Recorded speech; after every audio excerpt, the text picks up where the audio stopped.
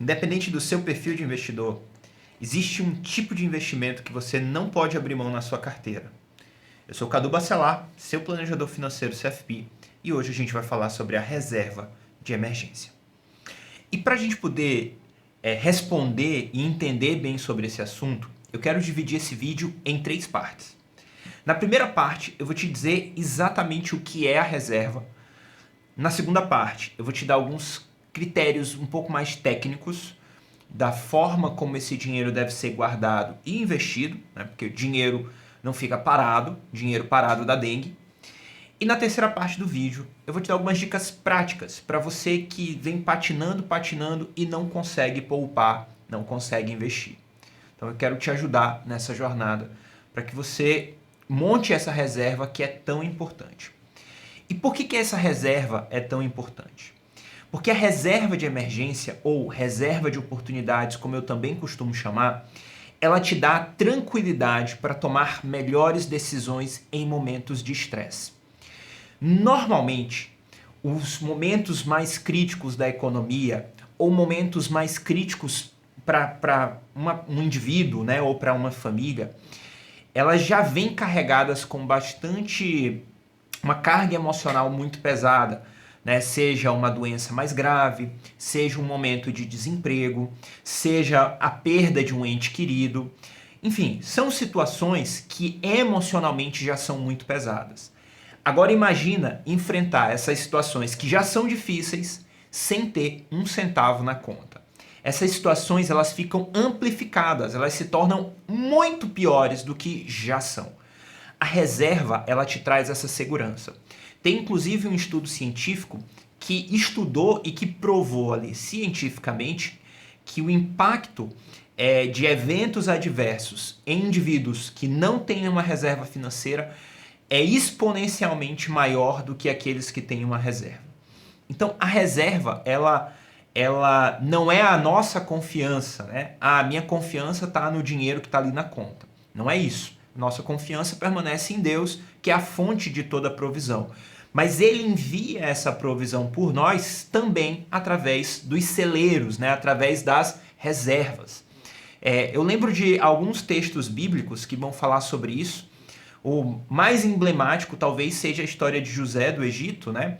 Que era escravo, e aí teve a história do sonho, né? 7 anos de vacas magras, 7 anos de vacas gordas, e aí ele vira governador do Egito, e durante os 7 anos de muita produtividade, a Bíblia diz que ele armazenava bastante dessa produção, para que durante os 7 anos de vacas magras, ele não só pudesse ter o seu sustento, né? O sustento do Egito, como também estivesse atento e pudesse crescer o patrimônio através das oportunidades que são geradas em momentos de crise.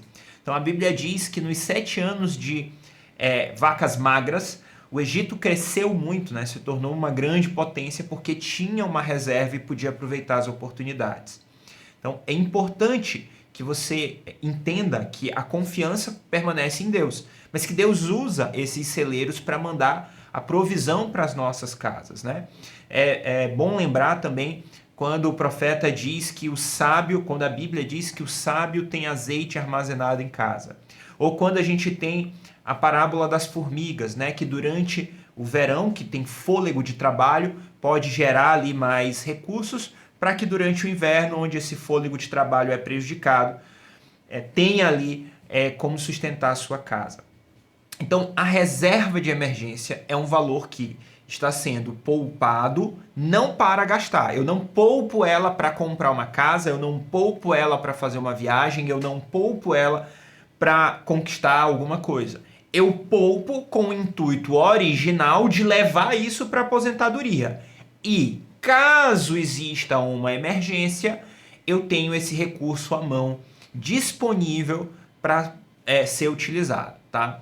Então, a lógica aqui é recurso disponível. E aqui a gente já entra no nosso segundo tópico. Quais são os aspectos um pouco mais técnicos para a formação dessa reserva de emergência, dessa reserva de oportunidades?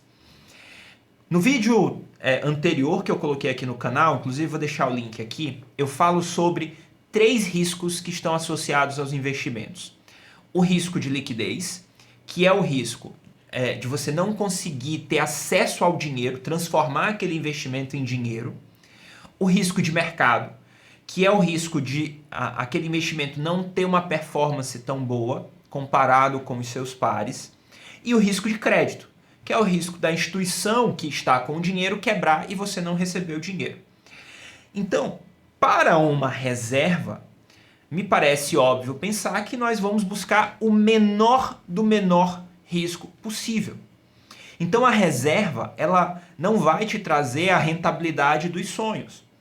Mas a reserva ela vai funcionar como os teus zagueiros do teu time. Ele vai estar protegendo ali o teu jogo para que você não tome um gol. Então a ideia da reserva é ter segurança. E essa segurança, quando a gente pensa em ativos com liquidez, a gente está querendo a disponibilidade para sacar esses ativos a qualquer momento. Então, o dinheiro da reserva ele precisa estar disponível para saque a qualquer momento. Então, eu só vou colocar em investimentos que tenham liquidez imediata, que estejam disponíveis para saque. Eu falando sobre esses riscos, né? Eu recentemente tive um cliente que comentou comigo: Cadu, a minha reserva são as minhas ações. Qualquer coisa, se precisar, eu vendo e me livro delas e coloco o dinheiro no bolso. Mas aqui a gente tem um porém. As ações, elas a gente pode dizer que elas têm um baixo risco de liquidez. Porque eu entro lá no broker, aperto um botão, vender, o dinheiro no dia seguinte está na minha conta. Então, aparentemente, você tem uma liquidez bem tranquila ali. Mas, entretanto, contudo, todavia, essa liquidez ela não é tão simples de ser analisada quando eu comparo com o desempenho ou com o risco de mercado. Porque normalmente, o momento onde eu e você precisamos lançar mão de uma reserva são em momentos de dificuldade, que podem acontecer algo pessoal, né, na nossa casa, na nossa família, na nossa vida. Alguém ficou doente, perdeu um ente querido, alguma coisa desse tipo, alguma coisa quebrou, um acidente no carro e coisas do tipo.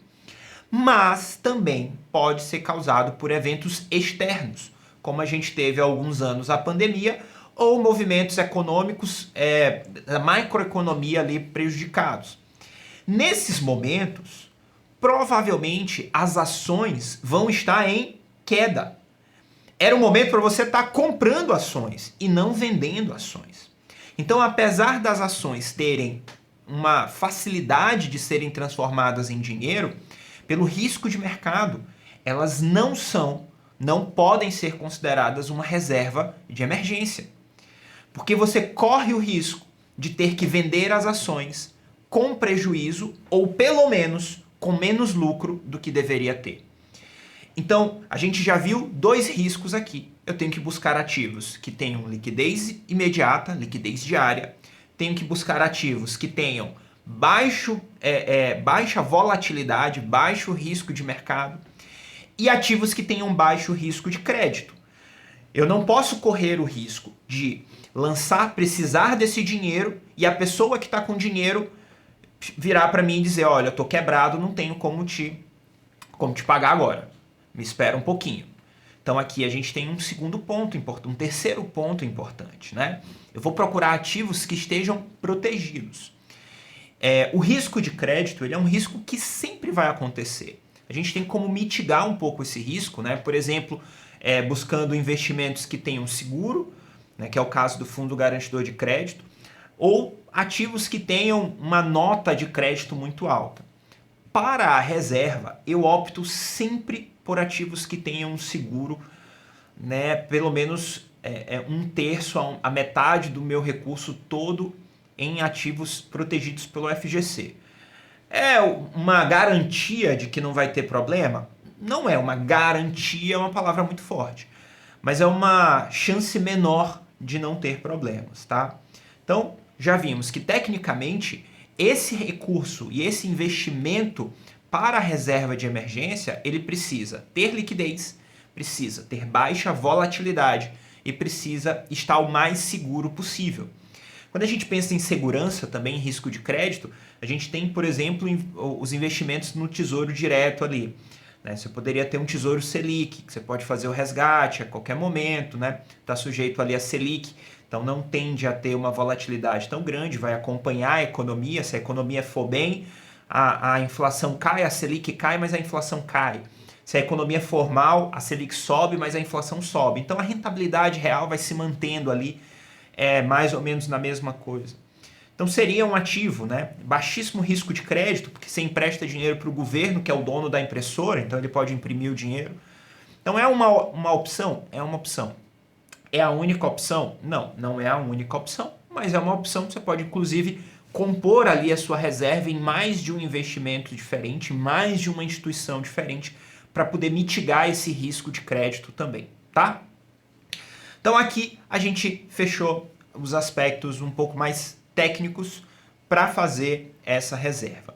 E eu quero terminar esse vídeo com te dando dicas práticas, né, de como montar essa reserva. O que eu faço aqui com as minhas finanças e o que eu indico para os meus clientes. Vamos lá. Primeira coisa é que você precisa ter clareza de quanto você vai ter de reserva. Ter um objetivo claro. Se você não tem objetivo, as chances são muito grandes de que você não consiga chegar nessa reserva, né? Quem não sabe para onde vai, qualquer caminho serve. Então a ideia é você ter clareza e saber para onde está indo. Ter um número para quantificar. Eu preciso de 50 mil de reserva, eu tenho 2 mil. Ok, eu tenho 2 de 50. Vamos em frente, tá? Então o número ele é bem importante. Cadu, quanto você sugere, né, que uma família tenha de reserva?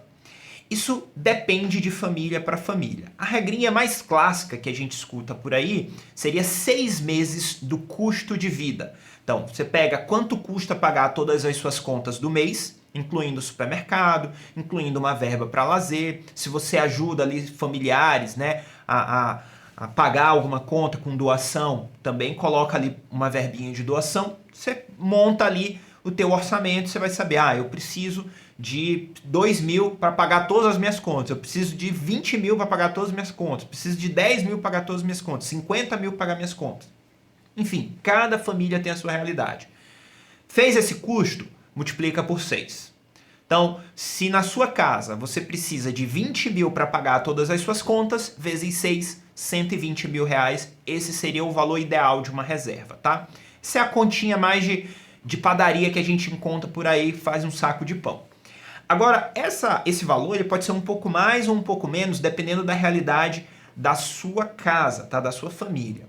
Isso é muito em função da previsibilidade da sua capacidade de geração de receita. Como assim, Cadu? Vamos imaginar um concursado. O cara é funcionário público, servidor público, concursado. Então ele tem uma estabilidade. A chance dele não receber o dinheiro, principalmente sendo concursado, ou seja, ele é funcionário de quem é o dono da impressora do dinheiro, a chance é muito pequena. Então ele pode se dar o luxo de ter uma reserva um pouquinho menor do que esses 6 meses. Agora, se você é um autônomo, como eu sou, eu não tenho nenhuma renda fixa. Todas as minhas rendas são variáveis em função dos meus negócios. Então, se você é um autônomo, tem a sua renda completamente variável, aí eu já acho que 6 meses não é um prazo ideal. Aí eu já buscaria 1 ano de reserva, tá? 1 ano do dinheiro protegidinho ali na renda fixa, com liquidez. Aí se você tem um volume muito grande de reserva, aí você pode ter, por exemplo, metade do meu dinheiro tem liquidez imediata, metade tem liquidez em até 30 dias, para encontrar umas opçõezinhas com melhores rentabilidades. Você pode se dar o luxo de ter um pouquinho ali, abrir mão um pouquinho de um risco e tudo, mas porque você já tem um volume financeiro de reserva mais gordo, né? Mas a regrinha dos 6 meses, ela em geral vai ser uma boa reserva para todo mundo, tá? Então, primeira dica prática é tenha clareza do objetivo, do destino que você quer chegar, do quanto você quer ter de reserva. E você pode fazer isso escalonado. Não tem nada de reserva? Primeiro objetivo, cara, eu quero ter 1 mês do meu custo de vida de reserva. Isso aí já vai te ajudar, por exemplo, a não ter que ficar pagando conta com atraso, né? Porque aí chegou o dia da fatura do cartão, você tira da reserva, paga, recebe o dinheiro, repõe. Isso já vai te ajudar a ter um certo fôlego ali para o teu fluxo de caixa. Mas a ideia é da reserva ser com prazo maior. Fechou ali o primeiro mês, fala, cara, minha meta agora é ter 3 meses do meu custo protegido, guardado aqui de reserva. E assim vai indo, tá? Essa é a primeira dica. Segunda dica. A maior parte das pessoas poupa e investe o que sobra. Inclusive, se você olha as planilhas por aí, você vai ter receitas, despesas, saldo, investimento. O cara bota lá embaixo. Eu não concordo com isso. Eu acho que a gente não investe o que sobra. Eu acho que a gente decide quanto vai investir. Então, dentro do meu orçamento, da minha metodologia de orçamento, do Pilares, eu tenho lá, bundar, doar, investir. Por quê? Porque eu já tenho clareza de que investir é tão importante para mim quanto pagar o aluguel, quanto ter lazer, quanto doar, quanto estudar, quanto ter novas conquistas. E não só eu defino um valor, né? Mas eu defino uma data específica para isso. A ideia é que o meu eu do presente está pagando para o meu eu do futuro. Poupar e investir, né? A lógica é sempre essa. Eu deixo de consumir um pouco no presente para eu poder consumir no futuro. Então a lógica aqui é a mesma. Para eu formar a reserva, eu vou escolher deixar de consumir um pouco no presente para poder consumir no futuro, tá? Então, segunda dica, defina uma data e um valor. E aí você vai pagar esse boleto para você. Não deixa para investir o que sobra no final do mês. O que sobra é lixo. A gente não quer o que sobra, a gente quer dar prioridade para isso, tá? Então coloca isso dentro do teu orçamento. E aí você vai ter que escolher alguma coisa para cortar, para sobrar dinheiro. Em geral, se o investimento está por último, as pessoas cortam o investimento sem nem pensar sobre isso. Então, consome toda a provisão, toda a receita com os gastos. Eu quero que você mude essa lógica. Isso vai te ajudar a conquistar ali uma reserva que vai trazer tranquilidade para sua casa, tá? Então essa é a segunda dica. Terceira dica. Você pode fazer essa reserva usando uma corretora de investimentos. Então você pode abrir uma conta na XP, no BTG, Orama, Genial, Rico, enfim, qualquer uma dessas corretoras e botar o dinheiro lá e procura um CDBzinho e tudo mais. É um caminho, tá? Mas em geral, se você não tem experiência com isso, você tem uma curva de aprendizado para entender como funciona a corretora, entender o escritório e tudo mais, saber mexer lá dentro, é um pouco mais complexo. Então, para a reserva, você pode procurar soluções um pouco mais simples, como algumas contas digitais. Hoje eu gosto da conta do Sofisa, tá? Você baixa o aplicativo, faz tudo pelo aplicativo lá, abre a conta, chama Sofisa Direto. O Sofisa é um banco bem antigo, não é um banco comercial, pelo menos aqui na minha região, tão conhecido, mas ele é um banco bem antigo e tem até uma curiosidade que ele é tido como o primeiro banco digital, né? Porque lá nos primórdios ele se aventurou ali num modelo de negócio que era o que mais se assemelhava a isso. Mas o Sofisa ele tem uma rentabilidade, tem um investimento próprio, né, num CDB de 110% do CDI. Então, com liquidez diária. Então, você tem baixo risco de liquidez, porque a liquidez é diária, você pode resgatar o dinheiro no mesmo dia. Você tem um risco de mercado controlado, porque 110% do CDI é uma rentabilidade bem legal para isso, tá? E você tem ali uma camadinha de proteção, por ser um CDB, você vai ter o fundo garantidor de crédito, você vai estar protegido pelo seguro. Tá? Isso quer dizer que você tem zero risco de crédito? Não. Né? O fundo garantidor de crédito ele é uma camada a mais de seguro, né? Mas zero risco de crédito você não tem. Não vai ter lá, não vai ter no Banco do Brasil e não vai ter em nenhuma outra instituição. Mas é melhor ter o seguro do que não ter. Então, eu acho que é um caminho viável para a reserva e dentro da minha metodologia eu também uso para conquistas, tá? É lá que eu vou montar a minha carteira de investimentos para levar para a aposentadoria? Não. Aí você vai buscar a corretora, que vai te dar uma infinidade de opções de investimento, tá? Carteira de investimento para aposentadoria não é em banco comercial nenhum, nem Banco do Brasil, nem Caixa, nem Itaú, nem Sofisa e nem qualquer outro banco comercial. Você vai buscar alternativas melhores usando as corretoras por uma questão de concorrência. Você vai ter mais opções de investimento dentro das corretoras, tá? Do que dentro do banco comercial. Você pode até ter um capital aqui e ali nos bancos comerciais, mas você não vai escolher o seu banquinho do coração e ter todo o teu dinheiro lá, que provavelmente você está perdendo rentabilidade. Mas para a reserva, eu gosto de usar essas estratégias dos bancos digitais, né? É um valor menor, tem mais facilidade de acesso, você resgata e já faz o Pix ali da hora, né? Eu acho que é mais simples, tem uma curva de aprendizado menor. E nessa lógica de você começar a poupar, é muito fácil, porque você abre uma conta dessa e diz, essa conta é só para minha reserva, então não vou mexer nela. Então chegou ali, você disse que todo dia 10 vai poupar R$1.000, chegou dia 10, fez o pixão para sua conta de lá, abriu lá, investiu o dinheiro, acabou. Esquece a conta, deixa ela lá guardadinha. Então é fácil de você ter o controle de quanto você já tem poupado e tudo mais. É só olhar o saldo, fica mais fácil, tá? Fora que tem caixinha, meta, objetivos, né? No Sofisa chama objetivos. Você pode colocar objetivo, minha reserva. E aí você consegue ver, eu tenho uma meta de 50 mil, desses 50 eu já tenho 5 mil e tal. Você vai acompanhando isso. Então, o Sofisa é uma alternativa, não é a única. Você tem vários bancos digitais que podem te ajudar. Você pode, inclusive, para mitigar um pouco esse risco de crédito, ter essa reserva em mais de uma instituição. Então, você pega lá e coloca, minha reserva é 50 mil, vou deixar 15, 15 e 20. 15 mil num banco, 15 mil no outro, 20 mil no outro, sem problema nenhum. Então, gosto do Sofisa pela rentabilidade.